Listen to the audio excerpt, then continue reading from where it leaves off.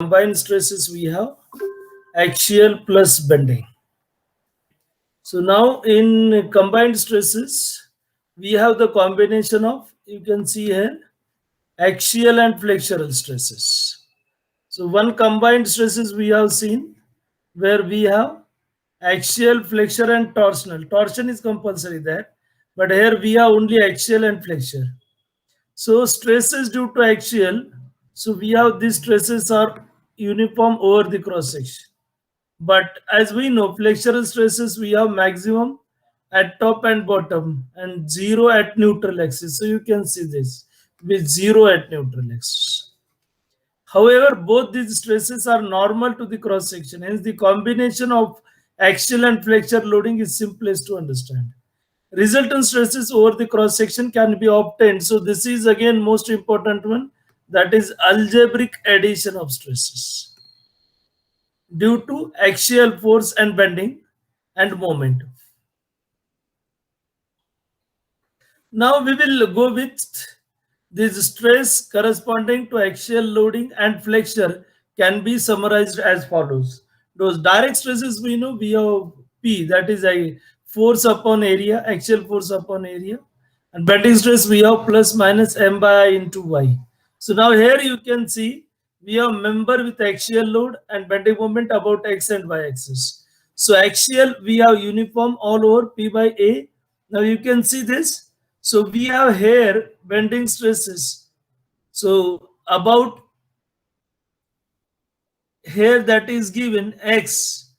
So we have m by I into y. So we have this will be triangular that you are going to see as bending stresses. And when you have about y axis, then you can see we have triangular about this side. So this is triangular and this we have uniform. So likewise, we have to find these stresses. Now, these stresses will actually develop when we have eccentric load. What is eccentric load? The applied load which does not pass through the centroid of the cross section, and that is called as eccentric load. Now, eccentricity is defined as the perpendicular distance from centroid of cross section to the line of action of the force. Now, eccentricity may be zero or only with respect to x axis or only with respect to y axis or with respect to both x and y axis as illustrated in figure. So you can see here now. So we have this will be axial, pure axial. Here you can see eccentricity we have with respect to x axis. So that is Ex. So we have moment about y is 0, but moment about x we have P into Ex. So when we are moment with respect to x-axis, the eccentricity is shown by Ex.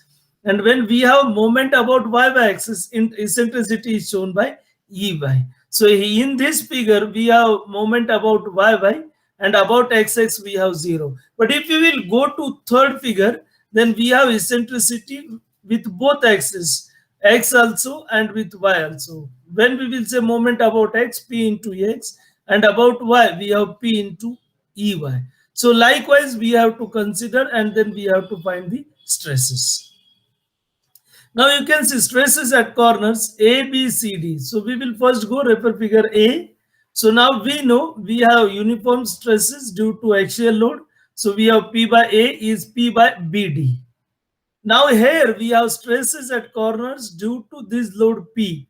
Now axial stress that is uniform throughout, and now bending stress. Now you can see we have that is about x axis. So now your load is towards P. So at A we have compression, at B we have compression, at C we have tension, and at D we have tension. So if we will plot your bending stress diagram, then bending stress diagram we will get like this. We have compression that is upward, that is towards A and B, and tension we have towards C and D. And then we are going to add it. So sigma B you can see 6 Pex upon dB square. Now we have about xx. So we have this distance, that is b. So we have this as b cube. So when your moment is about which axis, you have to take moment of inertia about that axis. Means the axis cuts the dimension will be cube. So we have this x cuts b dimension, so we have b cube. So we will get A and B. This will be both compression. Due to axial, we have compression all over. But due to moment, we have A and B. We have that is compression. And if we will go to C and D, then we have that is tension. So you can see minus. Now if we will go ahead, then you have stresses at corners. A, B, C, D. Now you can see you have moment about y axis load we have on this side. So we have compression at B, we have compression at C, and then we have tension over here. So the load is on whichever side of the axis, that side we have compression and opposite side we have tension. So load is on this side of y axis. So the points which are on this side we have compression, and we have on this side we have tension. And therefore BC we have compression. Now you can see BC we have compression, and AD we have tension. And now here we can see BD square, because my y-axis cuts dimension D, so BD cube by 12. And if we will draw the diagram, then your diagram will be somewhat like this. So we have compression on this side, and then we have tension on this side. This will be my bending stress, and then we have to add this. And now if we have both, then you can see due to P into EX. So now I will use first due to axial load. So due to axial load, we have all compression. Now due to P into EX. So I will change the color, and I will give color P into EX. And due to P into X, my load is on this side of X. So I have compression on this side. So we have plus compression. Now this colors is P into EX. So plus compression. But if we will go to this, then we have plus or minus, I will write, because we have this as tension. And here also I have minus, and that is tension. And then we will go to third, that is change color, and then we have due to EY. Now we have on this side we have compression, so we have plus, this is P into EY. So P into EY. Then we have this is compression. Then we have on this side, so plus compression. Then we have this side, so we have tension, and then we have this side, then we have tension. So now you can see A, we have first value due to axial plus, due to P into X plus, but P into EY minus. B, we have all plus. C, if you will see, so due to P into EX minus, and this is sigma D actually, sigma D, and then for sigma D we are only axial plus, other two are minus. So we are in this way, these stresses. And then we have solved core of the section. What is core of the section? So this is this section where we do not have resultant tensile stress. Means we have compressive or we have zero. Or I can say if I will apply load in this region, then no tensile stresses are developed. My stresses are in compression region. This is also known as kern of the section. So this is also known as kern of the section. Then we will go first for rectangular section. So we have sigma D, P by A, P by BD. sigma bx. Now first we will go about bx. So we have db cube, because b is going to be cut by x axis, and then we will get this value. Then we have sigma d equal to sigma bx, because we have no resultant stress, and no resultant stress means we have sigma sigma d, that should be equal to sigma bx. Means we can say this will be this region we are going to find out, and which will give me 0, or which will give me positive, and therefore we will get it as P by BD equal to this value, and E will be plus minus B by 6. So we are going to have first B by 6, and now we will go about Y by axis, and in the same way if we will solve this, so I will say this will be sigma BY better. So this is BY. And for this I will get it as D plus minus D by 6, and then you plot it.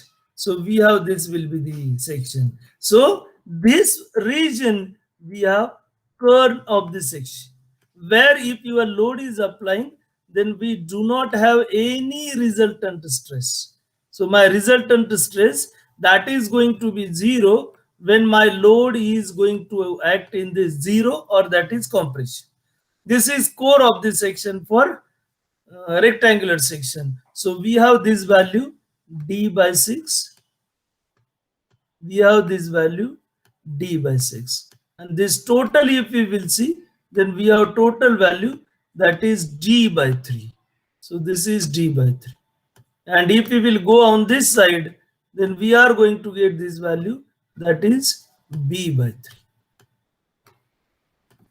Similarly, if we will go for circular section, then in the same way we are going to be with this. And if we will see this, so we have pi by 64 I value, then D by 2, and then from this I will get E as plus minus D by 8.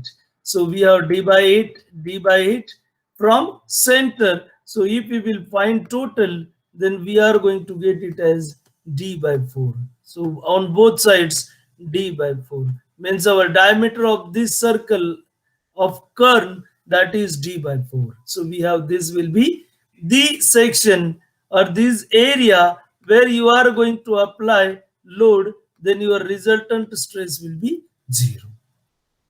Now we have problems on this. Now you can see this. So P by A we have to find out, and then we have about this axis.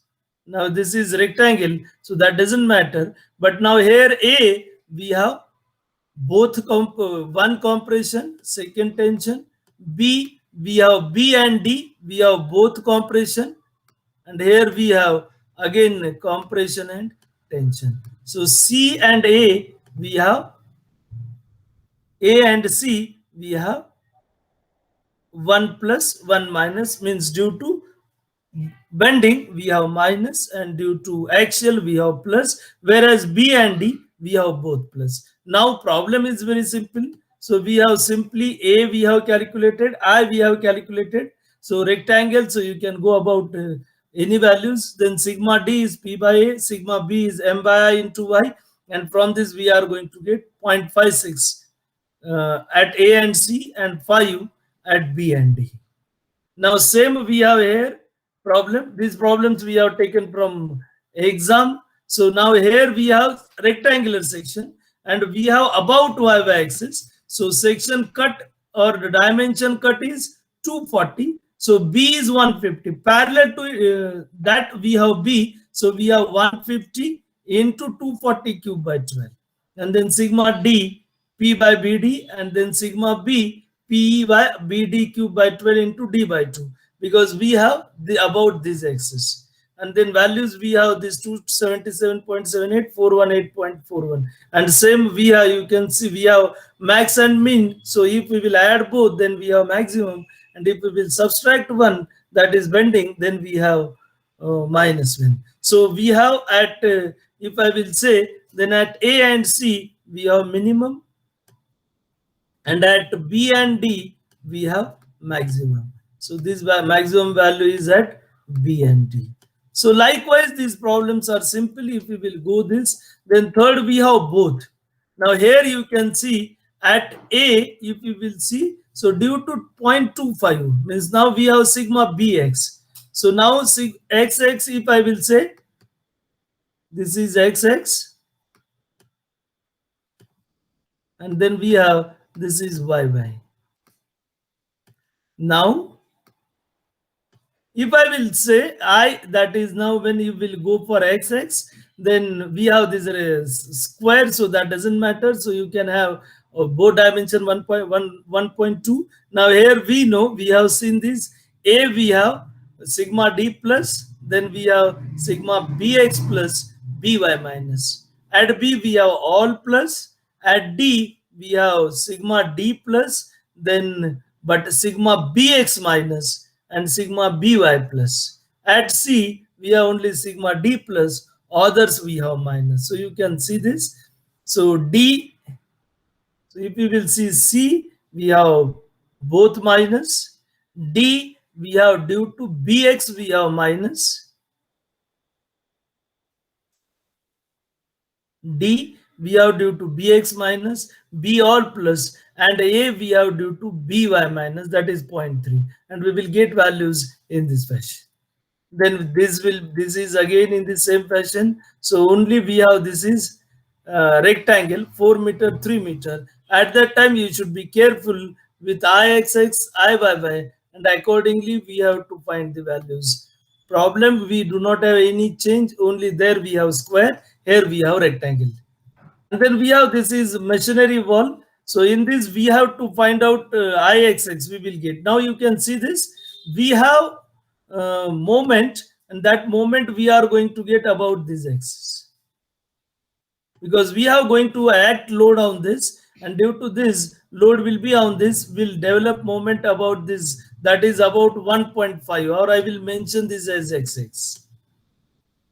So now for total load, we have to find out weight of this. So weight of machinery is density into volume. Density is given 22.5 into 1.5 into 2.5 into 8. That is total volume. Gives 675 kilonewton. And from this we will get sigma D value, which will be a 180 kilonewton per meter square.